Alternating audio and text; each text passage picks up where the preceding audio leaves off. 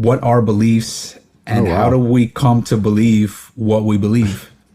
Well, I love that you asked this question first. It was one of the first questions I asked when I jumped into the world of talking to experts. Uh, Here's a fun thing about that question.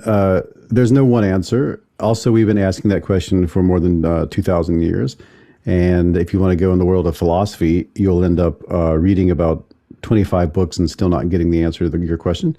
If you want to go in the world of neuroscience, same thing. Psychology, same thing. So putting it all together, though, we can talk about it in certain ways. I think the in the book, I wanted you to take the giant panoply, the giant menagerie of mental constructs, and reduce them down to sort of three things from which we could expand out from and talk about everything. So I talk about beliefs, attitudes, and values as being very separate mental constructs. Oddly enough, in psychology, that wasn't always the case. It used to be interchangeable to talk about beliefs and opinions and values and attitudes and norms because most of the early days in psychology was about learning. It wasn't so much about the subjective experience of reality itself. But we now see those things differently, and there's a long story as to how that happened. A belief, let's look at it like this. An attitude is an evaluation. It's an emotional response to some sort of stimulus, either internal or external. And you feel something, like you feel positive or negative emotions when you think about the thing. You feel attracted to or repulsed by the idea of something. Like, for me, it would be like tiramisu, positive attitude. Medical waste, negative attitude. I imagine a spoon going into either one of these things and I feel things.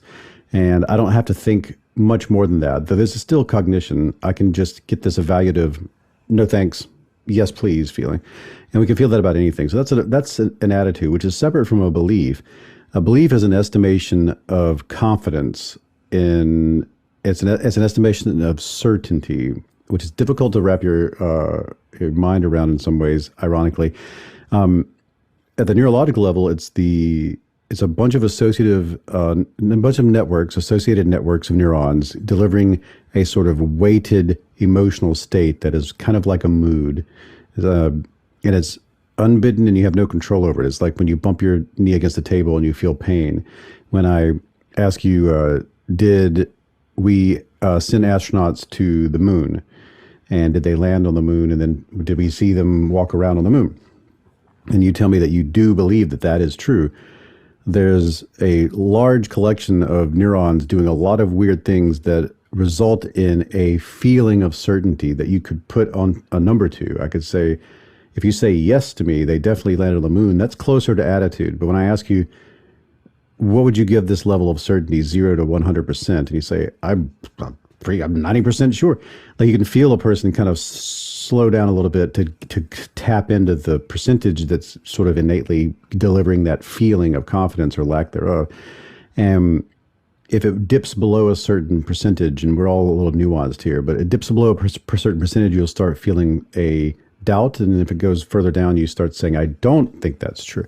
And I could say, did we send a marching band to the moon? And you'd say, no, I don't believe that we did do that. And what's your certainty in that? I'm like 0% sure, but maybe we did. So I'm 2%. So you can feel that it's got this spectrum to it.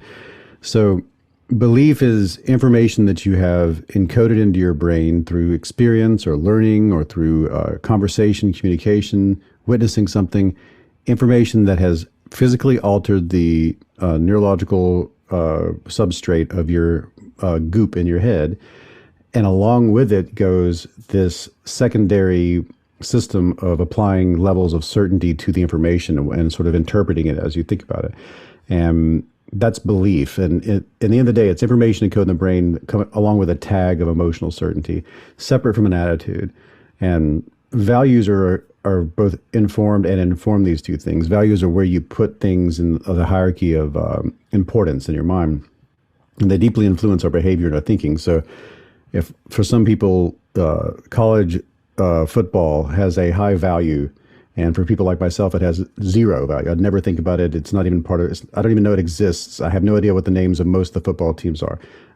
And so it affects my behavior none. But we all have that. We have massive cathedrals of value sets. And when I challenge you on something, like you could almost feel us like we could almost, there are people listening who are like, I'm ready to have an argument with you already. Like if I tell you to me, college football is the same as rolling a wheel of cheese down a hill as far as like things I think about or think are important in this world. And then you're like, I want to convince you that's important. I don't like that you feel that way. This is making me disrespect you.